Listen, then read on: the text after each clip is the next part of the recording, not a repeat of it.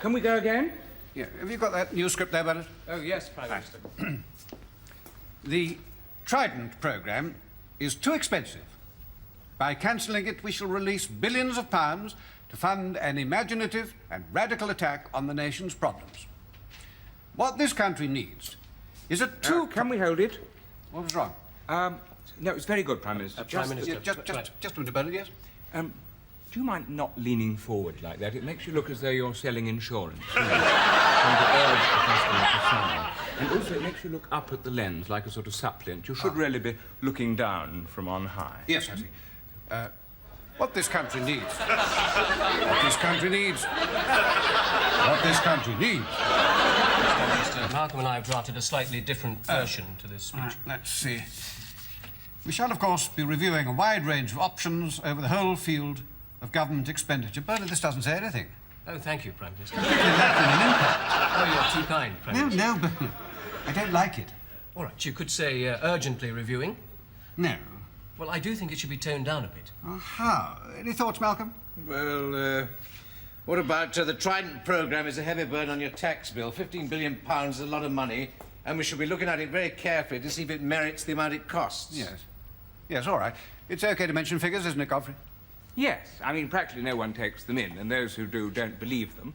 But it makes people think you've got the facts at your fingertips.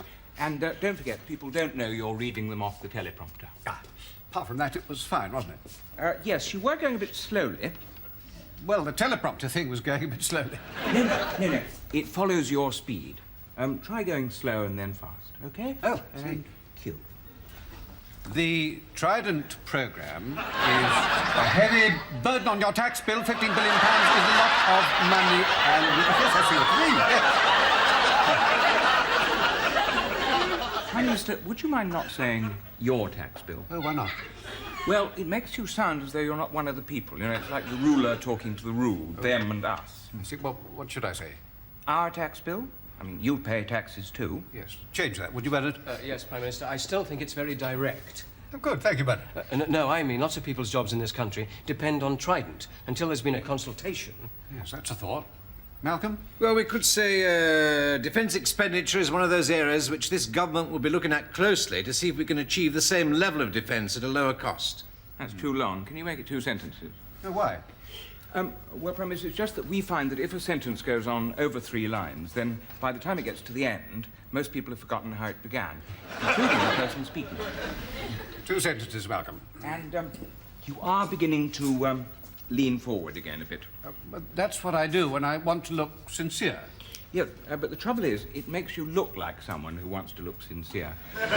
If you lean back, you look relaxed and in control. That's it. Don't lean back quite as far as that. That looks as though you've had a liquid lunch. You can always underline bits of the script where you want to look sincere, and then you just frown and say them a bit more slowly. Anything else? Well, your face is a bit wooden. Yeah, only when you're speaking. You see, in normal speech, you move your head and eyebrows and cheek muscles and so on. So don't let the teleprompter turn you into a zombie, OK? Thank you. Defence expenditure is one of the areas which this government will be examining closely. It may be that we can achieve the same. Prime Minister, that's just a little bit too. What, that silly grand design? Bernard, that was precisely what you had to avoid. How did this come about? I shall need a very good explanation. Well, he's very keen on it. What's that got to do with it? Things don't happen just because prime ministers are very keen on them. Neville Chamberlain was very keen on peace. Yes, he thinks it's a vote winner. Ah, that's more serious. Sit down. What makes him think that? Well, the party have had an opinion poll done. It seems all the voters are in favour of bringing back national service. Well, have another opinion poll done showing the voters are against bringing back national service. We can't be for it and against. Of course they can, Bernard. Have you ever been surveyed? Yes. Well, not me, actually. My house. Oh, I see what you mean. Well, Bernard, you know what happens. Nice young lady comes up to you. Obviously, you want to create a good impression. You don't want to look a fool, do you? No. No. So she starts asking you some questions. Mr. Woolley, Are you worried about the number of young people without jobs? Yes. Are you worried about the rise in crime among teenagers? Yes. Do you think there's a lack of discipline in our comprehensive schools? Yes. Do you think young people welcome some authority and leadership in their lives? Yes. Do you think they respond to a challenge? Yes. Would you be in favor of reintroducing national service? Yes. Oh, well, I suppose I might. Yes or no? Yes. Of course you would, Bernard. After all you've told, you can't say no to that. So, they don't mention the first 5 questions and they publish the last one. Is that really what they do? Well, not the reputable ones, no, but there aren't many of those. So, alternatively, the young lady can get the opposite result. How? Mr. Woolley, are you worried about the danger of war? Yes. Are you worried about the growth of armaments? Yes. Do you think there's a danger in giving young people guns and teaching them how to kill? Yes. Do you think it's wrong to force people to take up arms against their will? Yes. Would you oppose the reintroduction of national service? Yes. There you are, you see, Bernard. The perfect balanced sample. So, we just commissioned our own survey for the Ministry of Defence. See to it, Bernard. Yes, but what about the broadcast? When's he expecting to do it? I don't know, sometime next month, I suppose. Well, perhaps you'll tell him it'll be in 11 days' time. 11 days? That's a bit soon. Suppose he refuses. Well, then you can tell him that we've just learned from the Joint Broadcasting Committee that the opposition will be holding a party political in 18 days' time, and he's entitled to get his ministerial in first. Of course, if he wishes the first political broadcast of his premiership to be given by the opposition, that's fine. Is that true? It will be. If you don't mention it till tomorrow. But he could still announce his new policy. No, I don't think so, Bernard. He'll have only one meeting with his cabinet colleagues in the Overseas Policy and Defence Committee to clear it. I understand all his cabinet colleagues are in favour of it. Yes, but only personally, Bernard, only politically. But are they in favour officially, as responsible departmental ministers? Oh, I see. I suppose that will depend on the advice they get, will it? Peter, thank you very much indeed. Thank you for your cigarette paper. Your paper on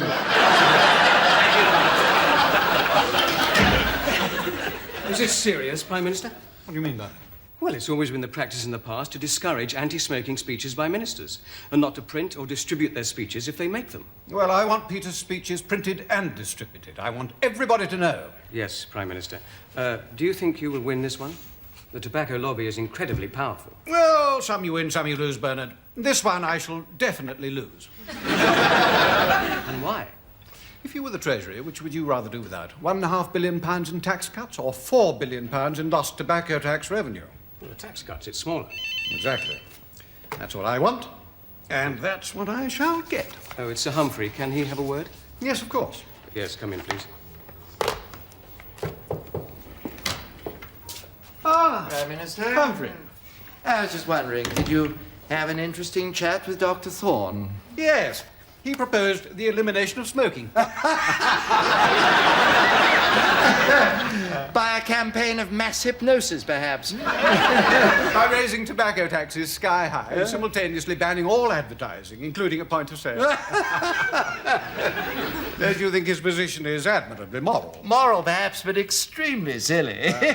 No man in his right mind could possibly contemplate such a proposal. I'm contemplating it. Yes, of course, Prime Minister. Please, don't misunderstand me. It is quite right, of course, that you should contemplate all proposals that come from your government, but no sane man would ever support it. I'm supporting it. And quite right, too, Prime Minister. You see, the only little problem is that the tax on tobacco is a major source of revenue for the government. It's also a major source of death from killer diseases. Yes, indeed, but no definite causative link has ever been proved, has it? The statistics are Statistics, unarguable. you can prove anything with statistics. Even the truth. No. It says here, smoking-related diseases cost the NHS £165 million a year. Yes, but we've been into that. It has been shown that if those extra 100,000 people had lived to a ripe old age, they would have cost us even more in pensions and social security than they did in medical treatment. So, financially speaking, it's unquestionably better that they continue to die at about the present rate. When cholera killed 30,000 people in 1833, we got the Public Health Act. When smog killed 2,500 people in 1952, we got the Clean Air Act. A commercial drug kills half a dozen people and we get it withdrawn from sale. Cigarettes kill 100,000 people a year. And what do we get? £4 billion a year. 25,000 jobs in the tobacco industry, a flourishing cigarette export business helping our balance of trade, 250,000 jobs related to tobacco, newsagents, packaging, transport. These figures are just guesses. No, they're they're facts. I see. So your statistics are facts and my facts are merely statistics. Prime Minister, I'm on your side. I'm merely giving you some of the arguments that you will encounter. Thank you, Humphrey. I'm so glad to know that we shall have support such as yours.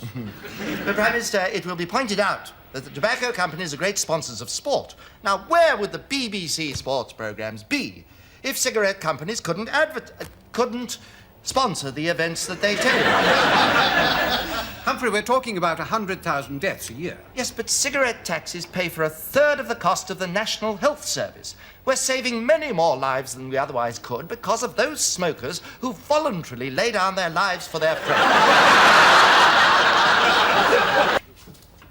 Well, Bernard. Well, Prime Minister. Very well, Bernard. Things are going very well indeed. Oh, good. I've got the Treasury on the run and the Chancellor. Oh, is that good? When he's a member of your own government? Of course it's good. You've got to learn to come to heel.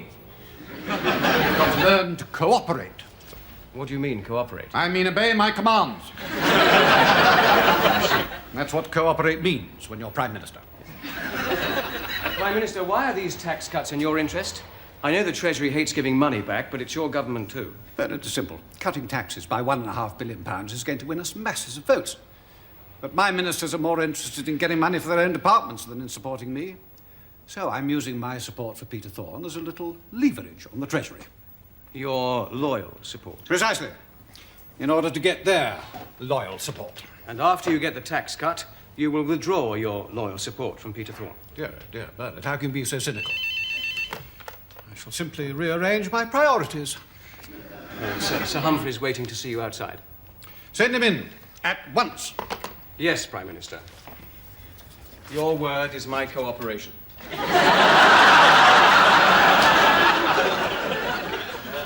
Humphrey, Prime Minister. everything all right? Everything, I'm afraid, Prime Minister, is very far from all right. Yeah, what's the trouble? Your anti-smoking legislation. What about it? Well, notwithstanding the fact that your proposal could conceivably encompass certain concomitant benefits of a marginal peripheral relevance, there is a countervailing consideration of infinitely superior magnitude involving your personal complicity and corroborative malfeasance, with the consequence that the taint and stigma of your former associations and diversions could irredeemably and irretrievably invalidate your position and culminate in public revelations and recriminations of a profoundly embarrassing and ultimately indefensible character. Perhaps I could have a précis of that. There's nicotine on your hands. What do you mean? All the hospitality that we've enjoyed at BTG's expense. Champagne receptions, buffet lunches, the best seats at sporting and cultural events. What's the problem? The tobacco companies may release this embarrassing information to the press. It's not embarrassing. I've had drinks at the Soviet embassy. That doesn't make me a Russian spy. Well, no. Let them do their worst. Anything else? Well, Prime Minister, there is another vital point to bear in mind. A lot of people, eminent people, influential people, have argued that such legislation would be a blow against freedom of choice. Rubbish. I'm not banning smoking itself. Does every tax rise represent a blow against freedom? Well, depends how big the tax rise is. That's fascinating. Does 20 pence represent a blow against freedom? Prime Minister. 25 pence? 30 pence? 31. Is something a blow against freedom simply because it can seriously damage your wealth? Prime Minister, I must warn you of the difficulties. I foresee all sorts of unforeseen problems. Such as? If I could foresee them, they wouldn't be unforeseen. Bernard! Why did you allow Sir Humphrey to come in here when I explicitly told him not to? Well, I couldn't stop him. Why not? He's bigger than me. Well, it must be confined to the Cabinet Office. How? Lock the communicating door. He has a key. Take his key away from him. Take his key away from Take him? his key away from him. You take his key away from him. Sorry, Prime Minister, but I don't think it's within my power. I'm giving you the power, Bernard. I am authorizing you. But I don't know whether I mean, crikey. He'll go completely potty. Up for you, Bernard. Yes, but, Freedom, Bernard. yes, but, I am authorizing you, Bernard. yes, You alone, Bernard, will have access to the Prime Minister. but, But me no buts, Bernard. Shakespeare. no, Prime Minister, but me no buts is circa 1820. Mrs. St. Lever used the phrase in 1708, but actually it was Scott's employment of it in the Antiquary in 1816 which made it fashionable. Shall we keep to the point, please, Bernard? Yes, Prime Minister. There's only one problem. If I'm to take his key away from him, what reason can I possibly give? Sake, Bernard, find a reason. Yes, Prime Minister. Thank you, Prime Minister. Thank me no thankings, Bernard. Hacker.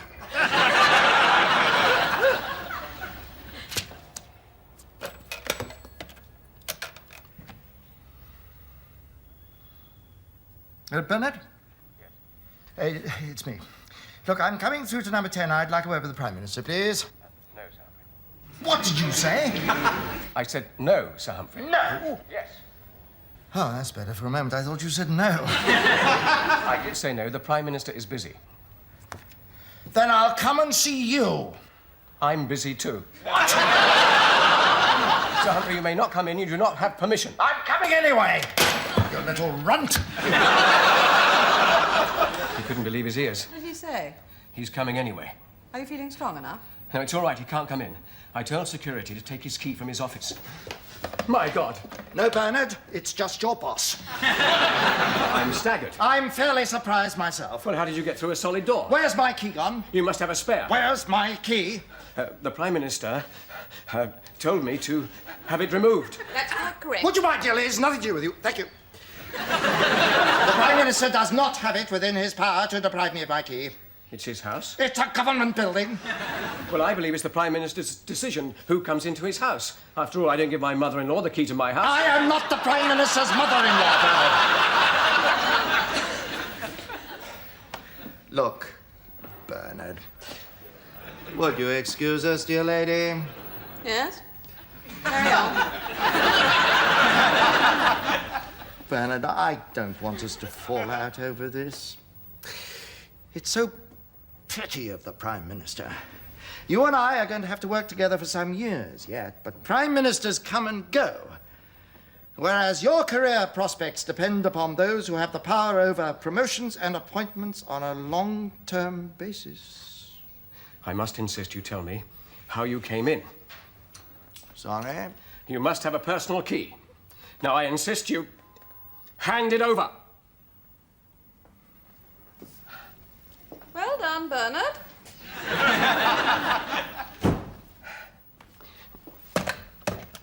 Hello, is that security? Change the locks on the door, connecting the Cabinet Office to this house, and then bring me all the keys. Yes, all the keys. At once!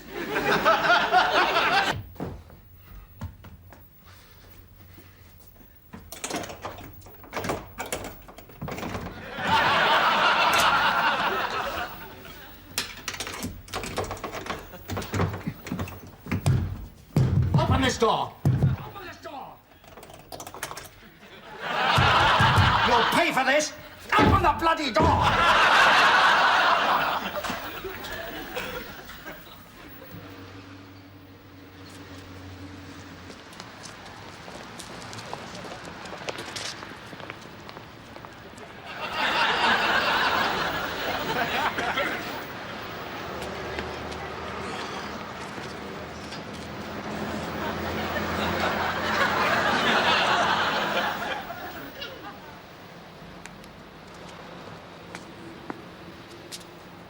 I'm sorry, sir. Do you have an appointment?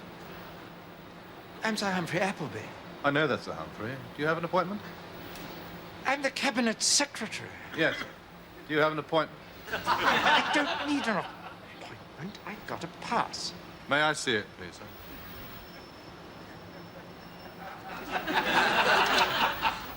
Insist. All right, now. No, sir, that's a Cabinet Office pass, not a number 10 pass. You know me, damn it. There's a new top security instruction, I'm afraid, sir. No one, no matter how familiar, may enter without a number 10 pass. Unless they're on the daily list. Or unless Mr. Bernard Woolley gives permission. Would you like me to phone Mr. Woolley, sir? Yes. No. Yes. Was that a yes, sir? Yes.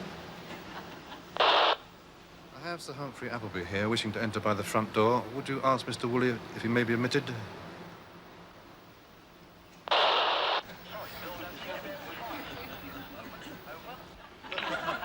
I'm sorry, Sir Humphrey, they can't find Mr. Woolley at the moment, and he left no word, so we can't let you in.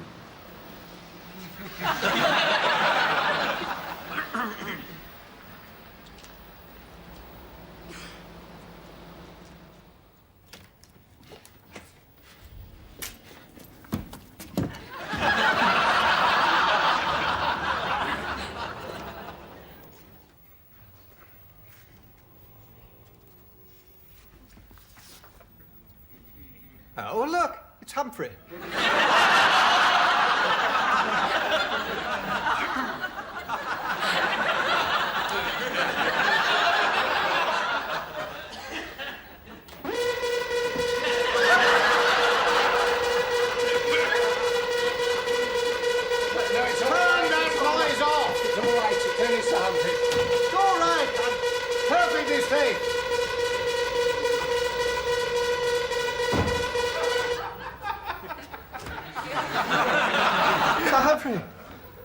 To what do we owe this pleasure? Minister,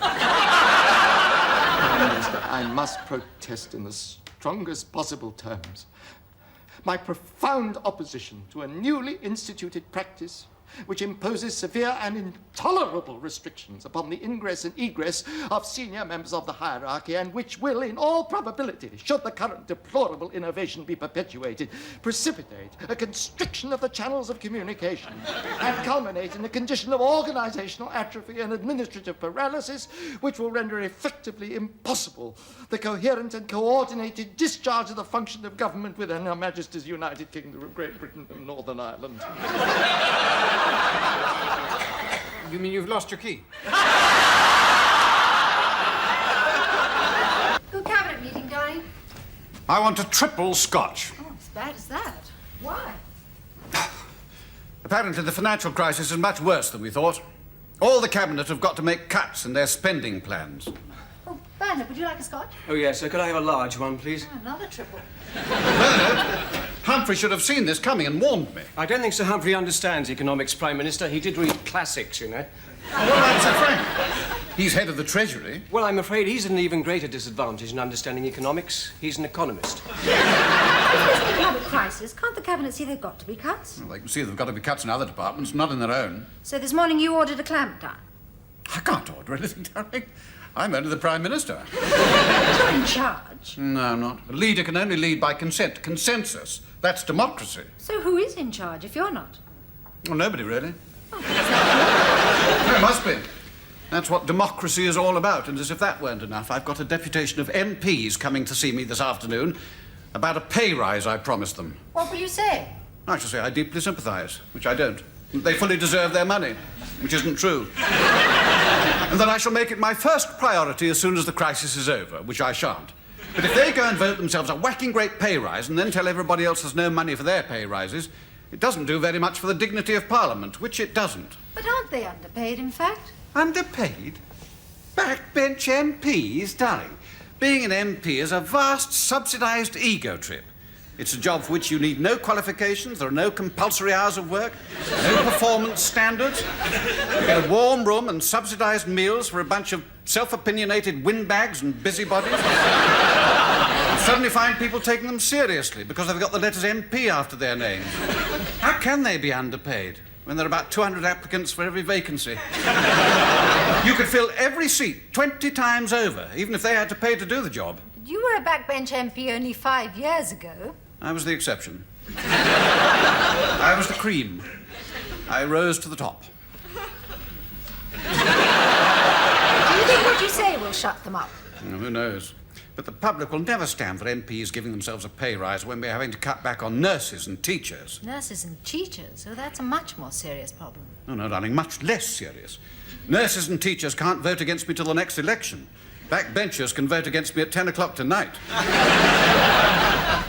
Humphrey, I've just had a very stormy meeting with my backbenchers. Oh, I'm so sorry. I mean, if I'd had some warning, I could have softened them up a bit in advance.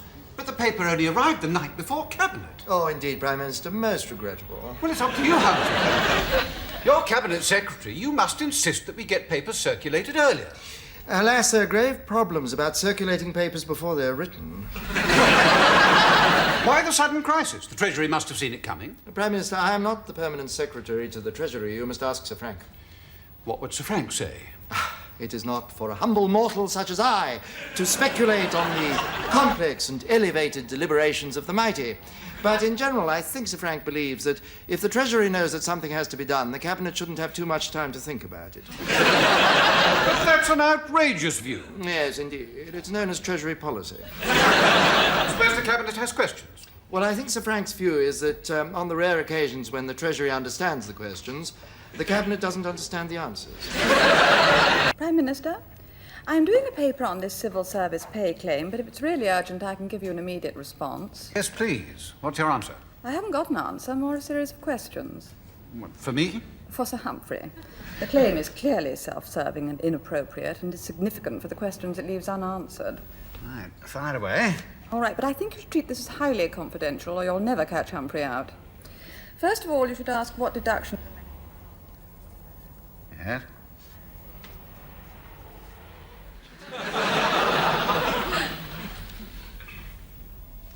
Terrific. George, that's for you, I think. All right for me to go in, Bernard? Yes, Sir Humphrey, can I just mention one thing? Yes? Bernard? There has been movement. On what subject? On a subject on which the civil service hoped there would be no movement. The civil service generally hopes there will be no movement on any subject. Yes, Sir Humphrey, but what I mean is, it's in relation to a subject which is normally wholly and exclusively within the control of the civil service that developments have developed. You're speaking in riddles, Bernard. Oh, thank you, sir. That was not a compliment, Bernard. Make yourself clear, please. I'm sorry, Sir Humphrey, my lips are sealed. I am referring confidentially to minutes that I was duty-bound to make of a confidential conversation between the Prime Minister and one of his confidential advisors. Which advisor? I'm sorry, Sir Humphrey, I'm not at liberty to divulge her name. Thank you, Bernard.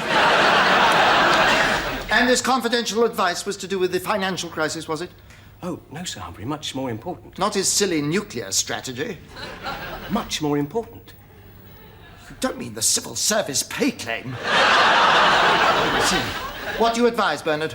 Well, I advise you consider your position carefully, perhaps adopting a more flexible posture while keeping your ear to the ground, covering your retreat and watching your rear. Thank you, Bernard. You've been a great help. Actually, Sir Humphrey, I haven't told you anything. I should hope not, Bernard. That would have been most improper. Prime Minister, Sir Humphrey's here. Flexible. Ah, Humphrey.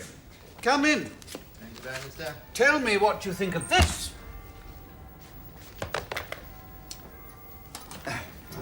What do you make of it? Well, it is rather a large document for an instant judgment. You only have to read the one-page summary at the top. Oh, well, good. Well? Well? Prime Minister, you place me in a very difficult position. Do I, Humphrey? Now, look, I realise you have to have loyalty to your colleagues, but you also have a broader loyalty to Cabinet and its policy. I agree. You agree? Yes, You agree with me? I agree with you. I don't quite... Who do you agree with? With you? Not with Sir Frank. No? You're not arguing with me. No? Perhaps I haven't made myself quite clear. I agree with you.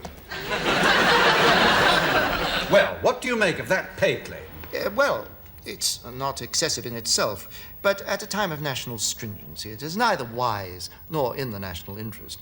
I don't like to criticize my colleague, but in my view, Sir Frank, though no doubt acting from the best of motives, should have placed the good of the nation before the narrower sectional interest of civil servants. You see, this claim raises serious questions. It's interesting, because I've made a note of some questions too. Aha. Good questions. Where do they come from? Occurred to me. Yes. Well, they're very good questions. Well, if you insist on an even-handed approach, the Foreign Office might agree to your abstaining on the matter of Israel, so long as you authorize our man there to make a powerful speech attacking Zionism. Surely we should use the debate to promote peace, harmony, goodwill. Well, it'd be most unusual. The UN is the accepted forum for the expression of international hatred. What about defending democracy on St. George's Island? Well, not if it harms British interests by upsetting those whom we wish to keep as friends. Humphrey, are you saying that Britain should not support law and justice? No, of course we should, Prime Minister. We just shouldn't let it affect our foreign policy. We should always fight for the weak against the strong. Well, then why don't we send troops to Afghanistan to fight the Russians? The Russians are too strong. What was that you were saying about law and justice? Be that as it may, Humphrey, I want assurances sent to the democratically elected Prime Minister of St. George's Island that Britain will stand by him. Well, perhaps you'd like to discuss this with the Foreign Secretary. Thank you, Humphrey. Thank you, Prime Minister. You've been a great help. Bernard, Yes, Prime Minister. where exactly is George's Island? Shall we look at the globe? There's one in the private office. Good idea.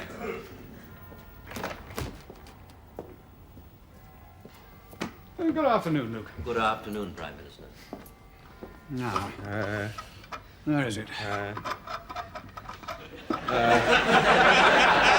Well, it's here, in the Arabian Sea. Right near the Persian Gulf. Yes, the lifeline of the West. And look, there's Afghanistan, which is now under Soviet control. That's only 400 miles north of the Arabian Sea. If the Soviets ever took Pakistan... Which they wouldn't. Well, if they did, they would control the Persian Gulf, the Arabian Sea, and the Indian Ocean. And the Soviets have always wanted what they call a warm water port. But there's no risk they wouldn't invade Pakistan. Anyway, the Americans have a fleet permanently stationed here. The Indian Ocean. Prime Minister, may I have a word with you about home affairs? Home affairs? Yes. Couldn't it wait? We're discussing foreign affairs. No, Prime Minister, it's rather urgent. All right, Bernard. Yes, Prime Minister, please. Oh, very well. Excuse me, Luke. What's the matter, Bert? Well, I don't want to be disloyal or anything. I didn't think it was an awfully good idea to continue that conversation in front of Luke. Luke, what? Security. Well, he's your colleague. He's one of my private secretaries. What on earth is MI6 up to, allowing such a Prime thing? Minister, he's not that sort of security risk. It's just that he works for the Foreign Office. He works for me. Yes, but he's not only your man from the Foreign Office, he's also their man in number 10. He's a plant. Oh, Do you understand? yes. No. Bernard, are you telling me the Foreign Office is keeping something from me? Yes. Well, what? I don't know. They're keeping it from me, too. How do you know? I don't know. You just said that the Foreign Office was keeping something from me. How do you know if you don't know? Well, I don't know specifically what, Prime Minister, but I do know the Foreign Office always keep everything from everybody. It's normal practice. Who does know? May I just clarify the question? You are asking who would know what it is that I don't know and you don't know, but the Foreign Office know that they know. That they are keeping from you so that you don't know, but they do know. And all we know, there is something we don't know and we want to know, but we don't know what because we don't know. Is that it? May I clarify the question?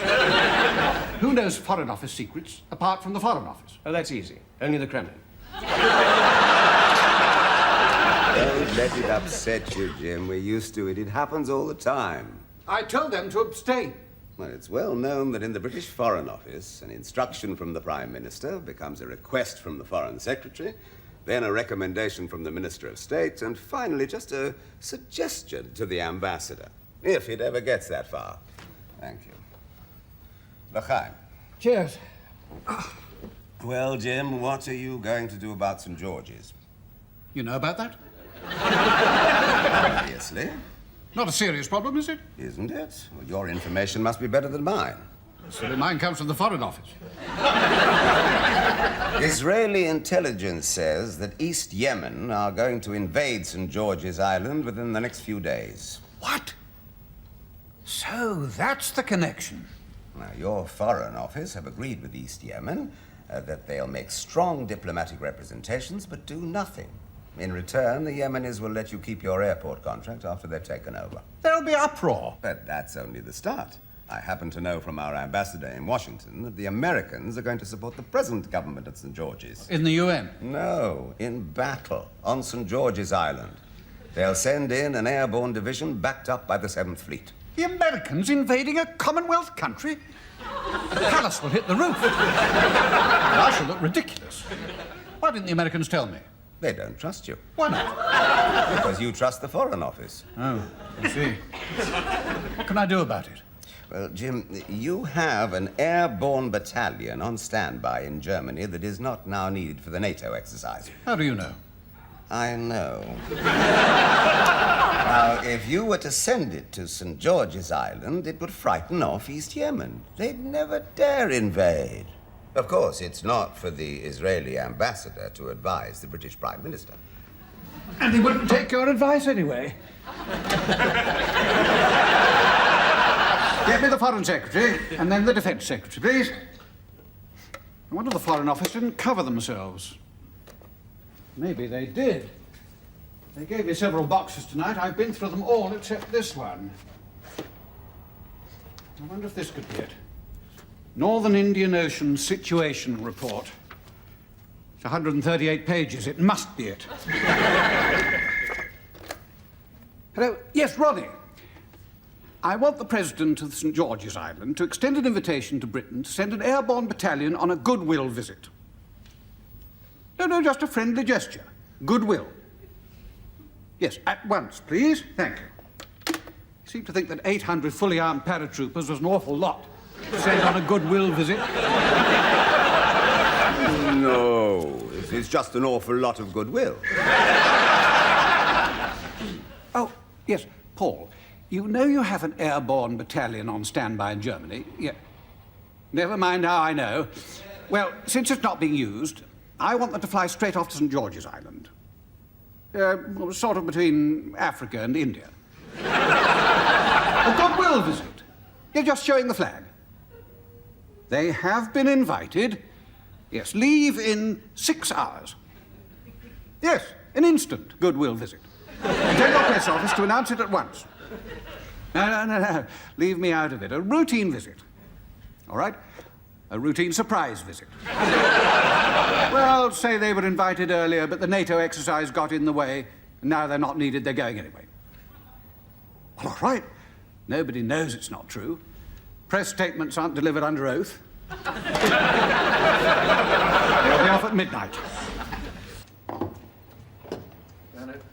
Prime Minister. Ah, Humphrey. Sherry? Yes, thank you. Humphrey, what's a modernist in the Church of England? Ah, well, the word modernist is code for non-believer. You mean an atheist? No, Prime Minister. An atheist clergyman couldn't continue to draw his stipend. So, when they stop believing in God, they call themselves modernists. How could the Church of England suggest an atheist as Bishop of Bury St. Edmunds? Well, very easily. The Church of England is primarily a social organisation, not a religious one. Is it? Oh, yes. It's part of the rich social fabric of this country. So bishops need to be the sort of chaps who speak properly, know which knife and fork to use. The sort of people one can look up to. So that's what Peter meant when he said that Canon Stanford's wife was eminently suitable. Of course. Cheers. Is there really no other possible candidate? Well, not really. There are a couple of better jobs available recently, you see. What's better than a bishop? A rook? Very very droll. No, well, the Dean of Windsor is a better job, or Westminster. Such preferment enables one to be on intimate terms with the royals. Being a bishop is just a matter of status. A question of dressing up in cassocks and gaiters. Yes, though gaiters are now only worn at significant religious events, like the Royal Garden Party. Well, the church is trying to be more relevant. To God? No, of course not, Prime Minister. I meant relevant in sociological terms. So the ideal candidate from the Church of England's point of view would be a cross between a socialite and a socialist. Precisely. Let me just interrupt. May I give you the career details of Canon Stanford? Yes, please do. Well, after Theological College, he became chaplain to the Bishop of Sheffield. He moved on to be the diocesan advisor on ethnic communities and social responsibility. He also organised conferences on interfaith interface and interface between Christians and Marxists and between Christians and the women of Greenham Common. Then he went on to be the university chaplain at the University of Essex, then vice principal of a theological college, and is now, as you know, secretary to the Disarmament Committee of the British Council of Churches. Has he ever been an ordinary vicar of a parish? Good heavens, no, Prime Minister. Clergymen who want to be bishops try to avoid pastoral work. So what you're saying is that Canon Stanford is a political troublemaker. Well, not exactly, but it could be a thorn in your side on several issues. Strikes, public expenditure on welfare, inner cities, unemployment, defence. It's interesting, isn't it, that nowadays politicians want to talk about moral issues and bishops want to talk politics. And he'd speak with the authority of a bishop and as a member of the Lords. He designed a new church in South London, and on the plans were places for dispensing orange juice, family planning, and organising demos. But no place for Holy Communion. Are you serious? Well, there was a dual-purpose hall in which you could hold a service. And the church approved this? Well, of course. You see, the church is run by theologians. How do you mean? Well, theology is a device for enabling agnostics to stay within the church. I don't want Canon Stanford. What am I to do? Well, you could turn both candidates down, but that would be exceptional and not advised. Even though one of them wants to get God out of the Church of England and the other wants to get the Queen out? Well, the Queen is inseparable from the Church of England. What about God? I think he's what's called an optional extra. Good evening. News is just coming in that after 2 weeks in Qumran, the Dean of Bailey College, the Reverend Christopher Smythe, has succeeded in obtaining the release of Fiona McGregor, the British nurse held there in prison. Miss McGregor was being held awaiting a sentence of 40 lashes for the alleged crime of possessing a bottle of whiskey. Both she and the Dean are expected back in England tomorrow. And now for the rest of the news. The pound had another bad day. So, it's true. I can't believe it. It's a disaster. Disaster? Whose idea was it to send that meddling parson to Qumran? Can't imagine. Bishop of Banbury, perhaps. We have the situation completely under control at the Foreign Office. Yes, of course you did. We made our protest. The nurse would have been quietly flogged and stuffed into some Qumrani jail. And within a couple of weeks, the press would have forgotten about the whole thing. Still no real damage done. Well, there's terrific damage to the Foreign Office. We've almost got agreement to set up a signals listening post in Qumran. We said we wouldn't make any more fuss about the nurse if they signed. Now we've lost our best bargaining counter. Well, you could always find another nurse and plant a bottle of scotch on her. I don't think we could do that. No, it wouldn't be right. No, it's too dangerous. Still, at least it's got that nurse's ghastly mother off my back. Yeah. She's been writing and phoning and telling the press that we haven't been doing anything. Extraordinary. And the press have taken her part. They've been going on about being more patriotic. Extraordinary. I've said a lot of unpleasant things about the Foreign Office, but we've never been accused of patriotism. You know, sometimes I can't quite believe the newspaper's abject ignorance of diplomatic realities. But we may have a problem with the PM now, you know. You mean because we advised him against sending the clergyman out there? And because you advised the Foreign Secretary to tell the Cabinet that it was impossible to get that nurse released. And we were right. If we left it to the Foreign Office, it would have been impossible. But you see what's going to happen now. The press is going to say that the Church succeeds where the Foreign Office fails. And they go to dig out all the old cuttings about ambassadors' Rolls Royces and £4 million embassies and school fees at Eton paid for by the taxpayer. And what does Britain get out of it all? Don't. Well, there you are. I know what we'll do. What? We'll tell the press that it was the Prime Minister's initiative to send the Dean. Oh, good idea. PM will enjoy taking the credit. But you don't think there's any danger of the PM's denying it just because it isn't true, is there? None at all. And then for the Sundays, we'll leak the idea that the Foreign Office suggested it to him when we found all the diplomatic channels blocked. Perfect. That way nobody gets the blame and everybody gets the credit. Except the person who really thought it up. Oh, well, I don't mind.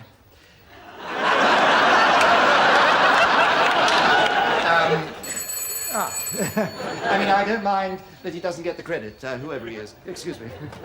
Prime Minister. Yes, Humphrey.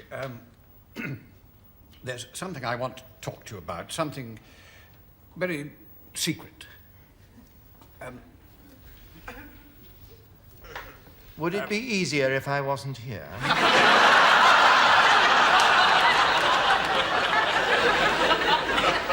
A few years ago, there was a security inquiry. Does the name Sir John Halstead ring a bell? Yes, of course. In fact, I had to conduct the inquiry myself virtually. And you didn't find evidence of anything incriminating? Of course not. In the first place, John Halstead was one of us. We'd been friends for years. In the second place, the whole story was got up by the press. And in the third place, the whole object of internal security inquiries is to find no evidence. Even if the security of the realm is at risk? Prime Minister, if you really believe the security of the realm is at risk, you call in the special branch. Government security inquiries are only used for killing press stories. They're to enable the Prime Minister to stand up in the House and say, we've held a full inquiry and there is no evidence to substantiate these charges. What if you had found something suspicious? Well, Prime Minister, practically everything that happens in government is suspicious. I mean, the fact that you asked Bernard to leave us alone for a secret conversation might be construed as suspicious. Indeed. But in any case, the whole story was quite clearly a nonsense. Typical Fleet Street sensationalism. So there's no possibility that Sir John Halstead was passing secrets to Moscow? Impossible. Out of the question. You'd stake your reputation on that? Without hesitation. I see. Well, I'm afraid I have to tell you that for a substantial part of his career, he was a Russian spy. I don't believe it. Who says so? He does. He left all his papers to the government, including a detailed confession. MI5 says it's absolutely true. Checks out all along the line. But good Lord, he was... One of us? Exactly. And this certainly leaves a lot of questions to be asked. Yes, and I'm asking you the first of them. Why didn't you ask him a lot of questions? And why did the inquiry exonerate him, and so quickly? Well, I've already told you. Anyway, we were very busy. Besides... Good Lord, you don't think... I mean, surely nobody suspect... What else was I expected to do? You could have held a proper inquiry.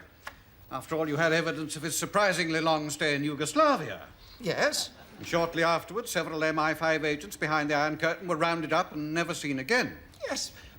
He spent a lot of time with one particular interpreter. And she turned out to be a Russian agent. Yes, we knew that. Most Yugoslav interpreters are Russian agents. Those who aren't with the CIA, that is. You never followed it up? But I had better things to do with my time.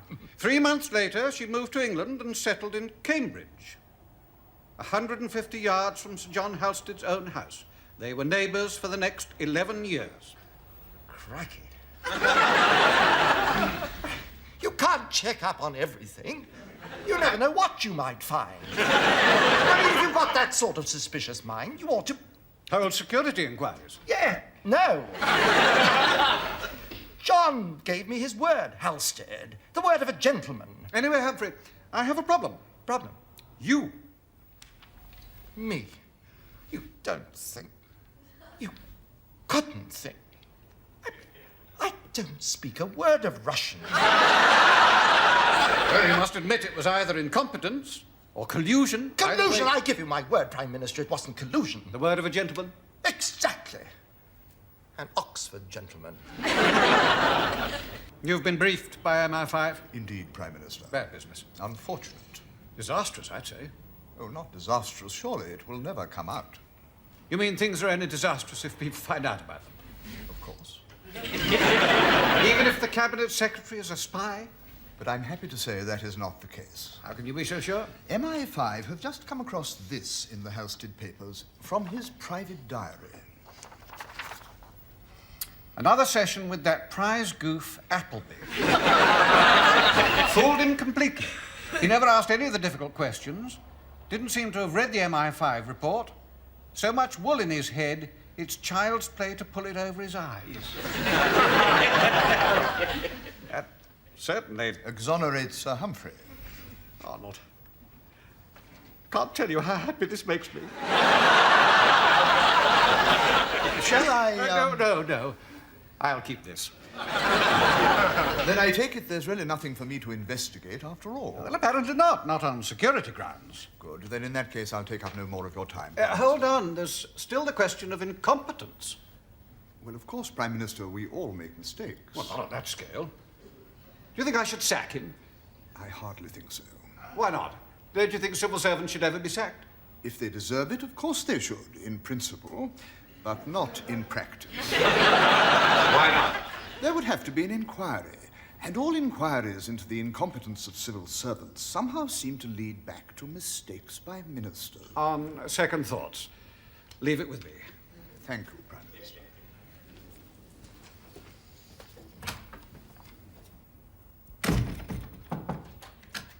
Sir Humphrey's outside. Show him in, Bernard. Show him in.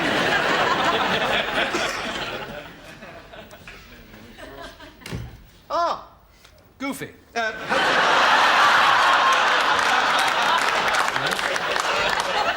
happy to tell you that you've been cleared of spying. How? Something Sir John Halstead wrote. Oh, that's very gratifying. Isn't it? I knew you'd be pleased. May one see the document? One certainly may. Better still, one can have it read to one. May the 28th. Another session with that prize goof, Appleby. Fooled him completely. Yes, I see. Well, thank you, Prime No. Minister. Goes on, Humphrey, clears you even more. He never asked any of the difficult questions, didn't seem to have read the MI5 Yes, well, report. that's quite clear. Thank so you very much much. wool in his head, it's child's play to pull it over his eye. Isn't it wonderful? You must be a very happy man. I always said Halstead was a hopeless judge of character. You mean we can't believe this? He was lying? Oh, no, absolutely true. True, that is in the sense of... You see, he wasn't bright enough to understand subtle questioning techniques, the non-confrontational approach. You lulled him into a true sense of security. No.